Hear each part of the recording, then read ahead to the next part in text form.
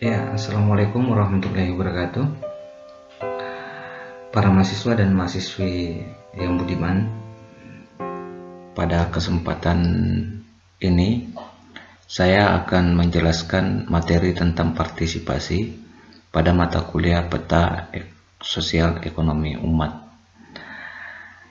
Adapun beberapa sub pokok bahasan yang saya akan jelaskan di sini dan merupakan tujuan pembelajaran pada materi ini adalah: pertama, konsep partisipasi, kemudian yang kedua adalah tipe partisipasi, kemudian jenis dan tahapan partisipasi, ciri-ciri partisipasi, dan yang terakhir adalah siklus pembangunan partisipatoris.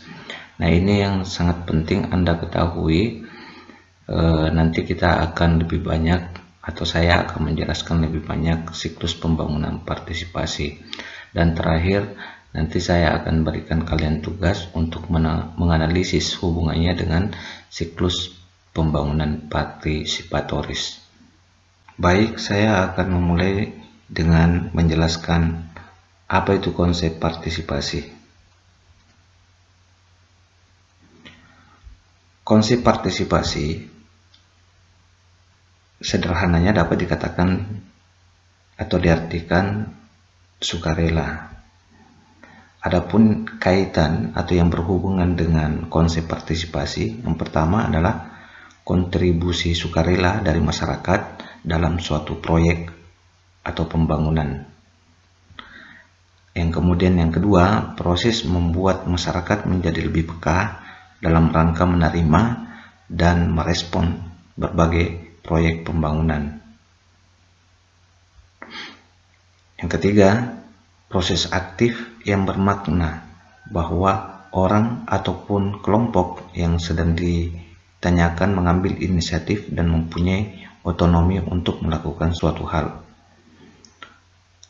Kemudian selanjutnya, proses menjembatani dialog antara komunitas lokal dan pihak penyelenggara proyek. Selanjutnya, keterlibatan masyarakat secara sukarela dalam perubahan yang ditentukan sendiri oleh masyarakat.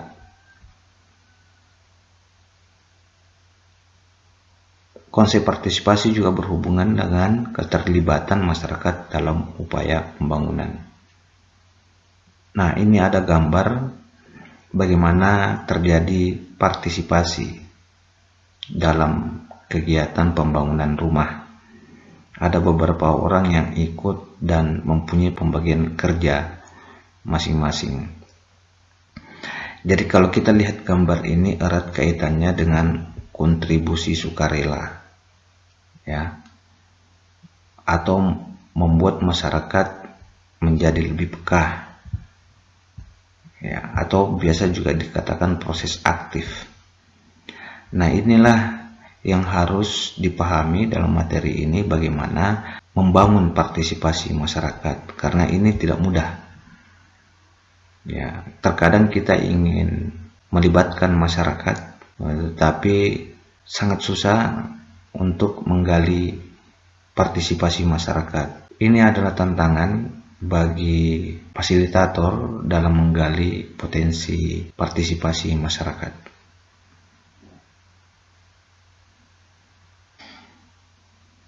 Saya lanjutkan dengan menjelaskan tipe partisipasi. Tipe partisipasi menurut Dessler dan Schock membagi 3 tipe partisipasi. Yang pertama adalah partisipasi teknis. Apa itu partisipasi teknis? Partisipasi teknis adalah keterlibatan masyarakat dalam pengidentifikasian masalah, pengumpulan data, analisis data, dan pelaksanaan kegiatan.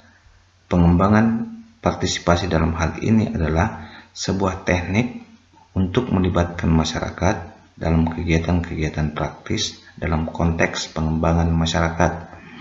Nah, partisipasi teknis ini yang kita akan banyak membahas pada materi ini.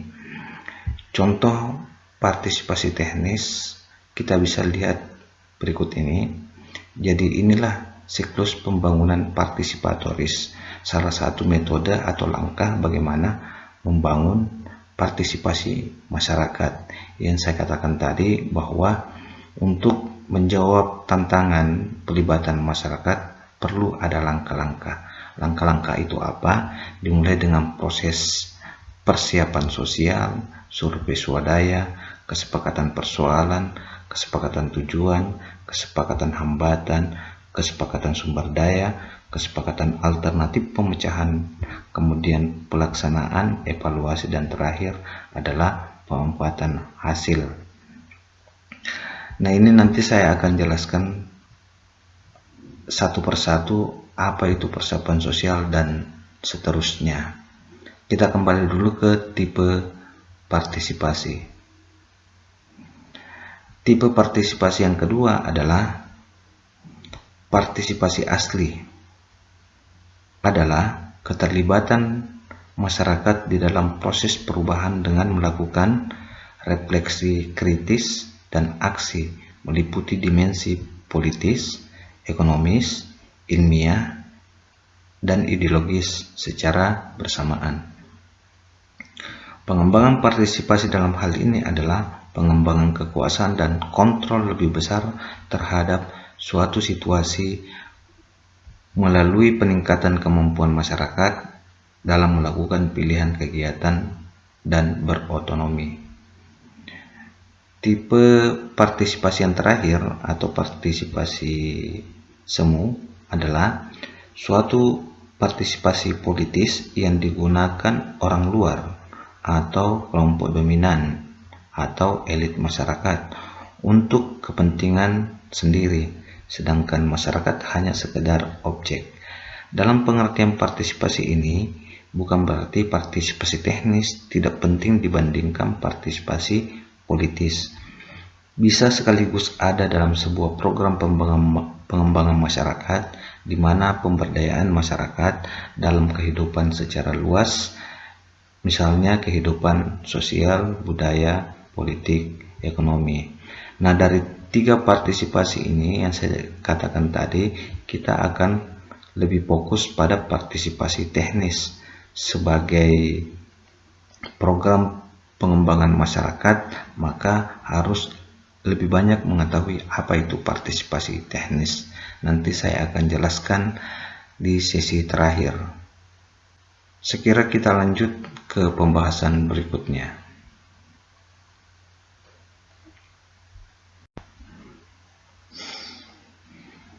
Baik, saya akan lanjutkan pada pokok bahasan berikutnya, yaitu jenis dan tahapan partisipasi.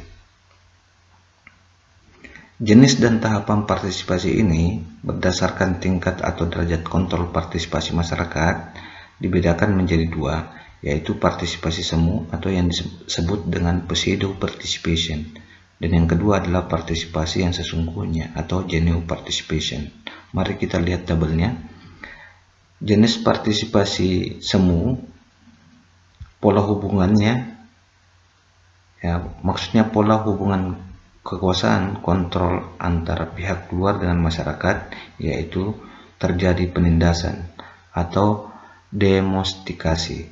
Yang kedua adalah asistensi atau paternalisasi atau paternalisme. Pola perlakuan terhadap masyarakat dari pola penindasan ini mengakibatkan manipulasi, pemberian terapi, dan pemberian informasi. Sedangkan asistensi, perlakuan terhadap masyarakat adalah konsultasi dan menenangkan. Dan partisipasi yang selanjutnya adalah partisipasi asli atau partisipasi polis. Itu melahirkan pola hubungan kerjasama dan pemberdayaan. Pola hubungan kerjasama itu melahirkan kemitraan, kemudian kekuasaan kontrol diwakilkan, atau partisipasi belum menjadi budaya di tingkat komunitas. Pemberdayaan itu akan melahirkan kontrol diberikan kepada masyarakat. Apa itu pemberdayaan? Pemberdayaan masyarakat sebagai pengelola program sepenuhnya. Muncul kesadaran kritis, demokratisasi, solidaritas, dan kepemimpinan masyarakat partisipasi komunitas berkembang. Nah, sesungguhnya partisipasi yang kita akan hubungkan dengan pemberdayaan masyarakat sesuai dengan materi kita tentang bagaimana menggali partisipasi masyarakat dengan pemberdayaan masyarakat.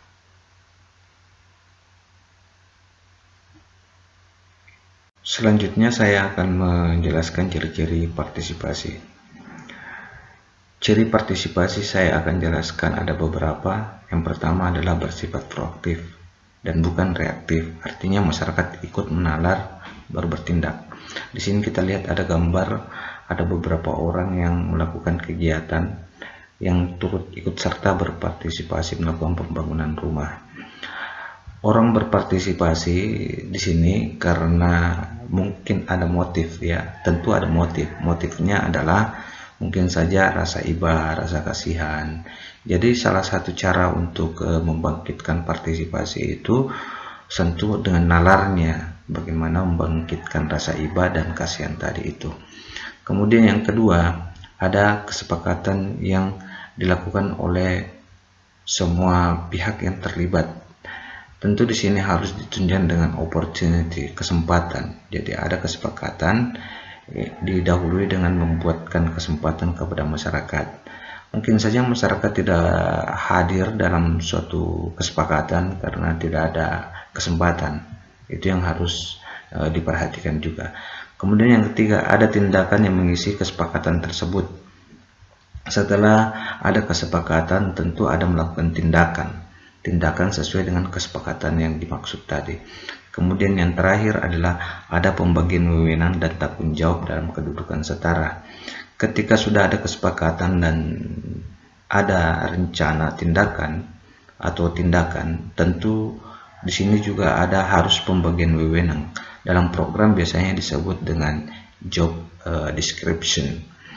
Pembagian wewenang ini harus ditunjangi dengan menjaga kepercayaan. Nanti minggu depan saya akan membahas lebih banyak masalah kepercayaan ini yang diistilahkan dengan modal sosial atau kapital sosial.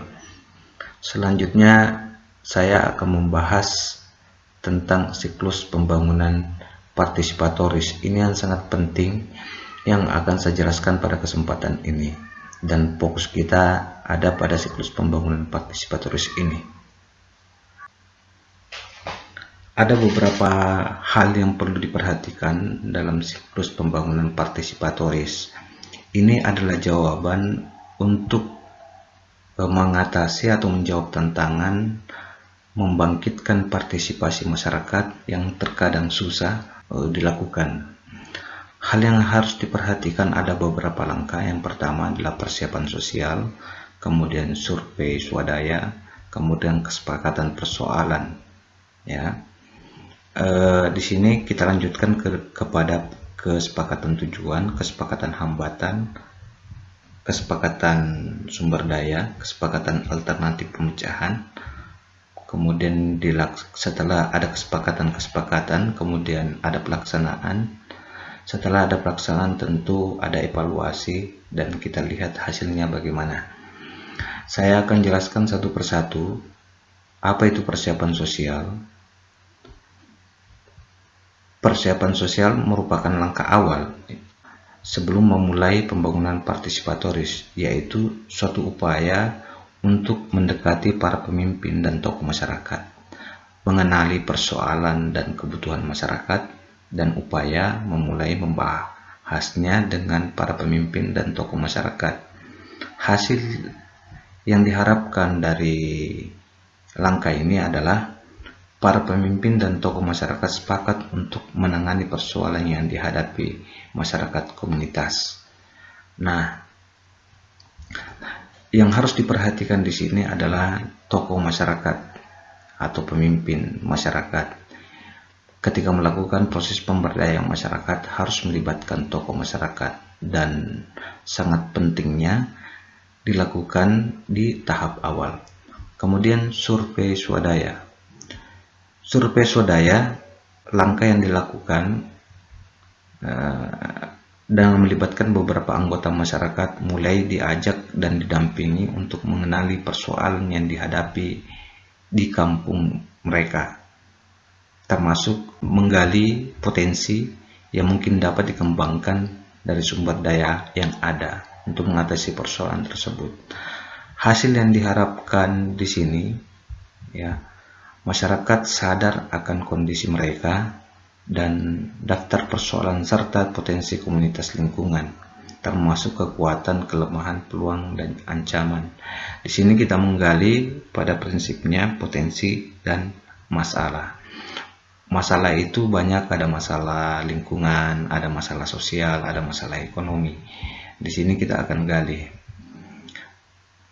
Termasuk juga potensi apa yang harus kita lihat. Mungkin di sana ada sungai, ada sawah, ya, untuk menjawab persoalan tadi. Kemudian yang ketiga, langkah selanjutnya adalah pada tahap ini persoalan yang ditemukan melalui survei swadaya, melalui survei ini dibahas dalam suatu rembuk, ya. Rembuk itu kita melakukan tudas sipulung namanya kalau Bugis, untuk ditetapkan mana yang dulu akan ditangani. Ya, hasilnya adalah daftar urutan prioritas masalah yang disepakati untuk ditangani. Saya katakan di sini tadi ada persoalan, ya, ada masalah. Kemudian kita urutkan mana yang paling mendesak untuk ditangani. Ini muncul kesepakatan, ya, melalui rembuk tadi, melalui tugas sipulung tadi. Kemudian kesepakatan tujuan. Setelah ada kesepakatan persoalan yang akan ditanggulangi, langkah selanjutnya adalah menetapkan bersama tingkat perbaikan yang akan atau yang ingin dicapai. Kesepakatan tingkat perbaikan ini merupakan tujuan akhir yang akan dicapai. Pada tahap ini harus diupayakan terjadi kebulatan tekad untuk bersama-sama saling tolong-menolong mencapai tujuan tersebut. Hasilnya adalah gambaran kondisi yang ingin dicapai setelah pembangunan yang disepakati sebagai tujuan akhir.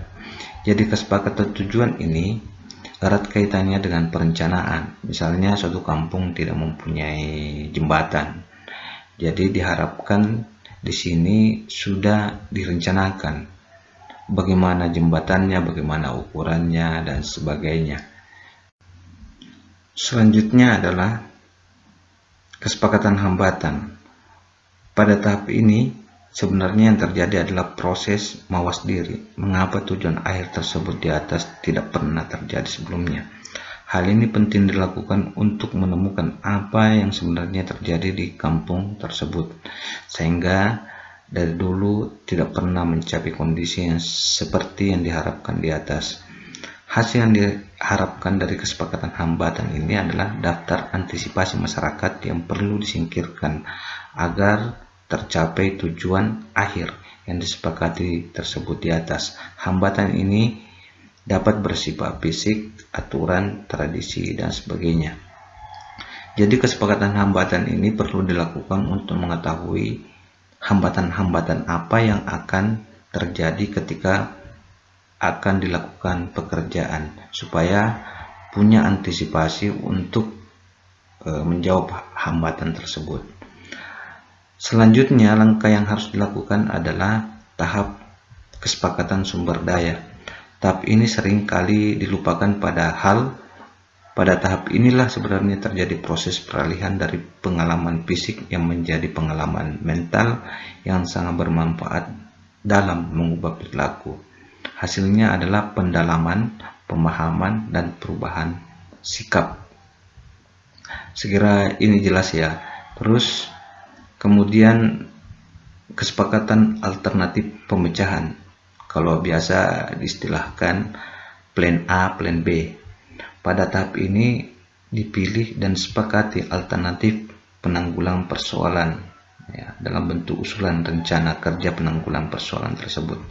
Hasilnya rencana kerja pembangunan, ya, program pembangunan atau development program. Kemudian tahap selanjutnya adalah pelaksanaan. Pola penanganan pelaksanaan ini disepakati pada tahap sebelumnya. Maka tahap ini hanya tinggal melaksanakan sesuai dengan kesepakatan. Hasilnya adalah sesuai yang direncanakan. Membangun fisik bangunan, lingkungan, kegiatan usaha, sistem kreditan, ya, dan sebagainya. Jadi saya jelaskan pelaksanaan ini sesuai dengan kesepakatan tadi yang dibuat. Ya. Misalnya kalau jembatan yang menjadi prioritas utama, maka kita melakukan pembangunan jembatan pada saat pelaksanaannya. Jadi pelaksanaan ini sesuai dengan misalnya kalau jembatan panjangnya berapa, kemudian lebarnya berapa, anggarannya berapa, bahan dan materialnya seperti apa, itu dilaksanakan sesuai dengan kesepakatan tadi ini. Tahap selanjutnya adalah evaluasi internal. Tahap ini seringkali dilupakan, padahal pada tahap inilah sebenarnya terjadi proses peralihan dari pengalaman fisik menjadi pengalaman mental yang sangat bermanfaat dalam mengubah perilaku. Hasilnya adalah pendalaman pemahaman dan perubahan sikap. Jadi evaluasi sangat diperlukan untuk melihat sejauh mana perkembangan kegiatan yang dilaksanakan, apakah sesuai rencana atau tidak. Jadi pelaksanaan ini sesuai rencana atau tidak, itu dibutuhkan evaluasi. Lanjut, yang terakhir, penempatan hasil. Pada tahap inilah terjadi proses berlanjut yang bersifat siklik dan organik. Hasil daripada langkah ini adalah pertumbuhan atau perubahan organik baik dalam bentuk fisik, lingkungan, maupun kegiatan ekonomi atau tatanan sosial yang ada. Jadi misalnya di sini kita lihat bagaimana hasilnya. Ya, apakah terjadi sesuai yang kita harapkan atau tidak. Misalnya jembatan tadi apakah sudah dimanfaatkan atau tidak sesuai dengan keinginan masyarakat. Tentu di sini juga harus dibuat proses yang namanya organik. Organik ini lebih pada aspek pemeliharaannya atau maintenance-nya. Jadi jembatan yang sudah dibuat tadi, apakah masyarakat mampu untuk memelihara atau tidak? Itu bagian juga yang harus diperhatikan dalam menggali siklus pembangunan partisipatoris. Saya kira ini yang penting Anda pahami, sehingga nanti pada saat Anda melakukan proses pengembangan masyarakat atau pembangunan masyarakat, ketika ingin menggali partisipasi masyarakat, lakukan hal-hal yang saya jelaskan tadi. Saya kira ini harus Anda perhatikan dengan baik-baik sebelum saya memberikan Anda tugas, karena tugas Anda akan berhubungan dengan siklus pembangunan partisipatoris ini.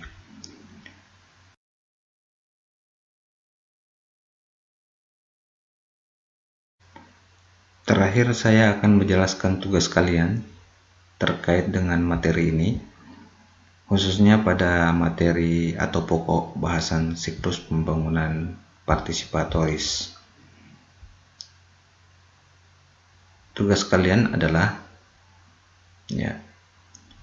melakukan pembangunan partisipatoris. Sebelum Anda membuat tugas, perhatikan video di samping nanti. Di sini ada kasus warga membuang sampah sembarangan tempat. Ini mungkin saja terjadi di kampung Anda. Maka daripada itu, buat tahapan bagaimana cara Anda melakukan pembangunan partisipatif agar masyarakat di kampung Anda, bukan di video ini ya, agar di kampung Anda dapat berpartisipasi untuk tidak membuang sampah sembarangan tempat. Caranya, uraikan tahapannya mulai tahap persiapan dan sampai pemanfaatan hasil sesuai dengan siklus pembangunan partisipatoris yang saya jelaskan tadi. Untuk menjawab pertanyaan tersebut, perhatikan siklus yang saya jelaskan tadi. Tugas ini merupakan tugas pengganti mid test, jadi kumpul pada saat pertemuan ke-8. Jadi ada 2 minggu untuk membuat tugas ini. Saya ingatkan tugas ini diketik, jadi ada sampul, ada nama dan NIM kalian, kemudian ada kata pengantar, termasuk juga ada daftar isi. Kemudian isinya ada bab 1 sebagai latar belakang, kemudian bab 2 sebagai pembahasan, bab 3 kesimpulan dan saran. Kumpul melalui file Word. Ini saya tampilkan videonya ya. Kita lihat kasus yang ada di video. Palmera menemui salah satu yang mengangkat sampah dari mobilnya pindah ke sini. Maka oleh karena itu saya tegas, tolong diambilnya sebelum saya mengambil tindakan tegas. Tolong, ini yang membuat Palmerah jadi kotor. Nah, mohon maaf. Tinggal di mana? Di sini, Pak. Sini mana? Simpang Ahok kita. Simpang Ahok mana? Dalam. Masuk mana? Daerah mana? Sini, Pak. Masuk mana? Kota Jambi, Jambi. Kota Jambi, Pak. Nggak mungkin sekota Jambi ya. Saya minta KTP-nya. Nih KTP. Saya tidak bisa membiarkan ini. Kenapa? Saya Ya, itulah kasus yang terjadi di suatu kota dengan camatnya marah-marah karena ada masyarakat yang membuang sampah sembarang tempat. Mohon ini menjadi perhatian kita, dan saya ingin mengajak kalian untuk bagaimana cara membangkitkan atau membangun partisipasi. Sekian pembahasan kali ini. Untuk itu saya akan memberikan filenya di WA nanti untuk Anda jadikan referensi, dan mungkin saja ada yang belum saya jelaskan.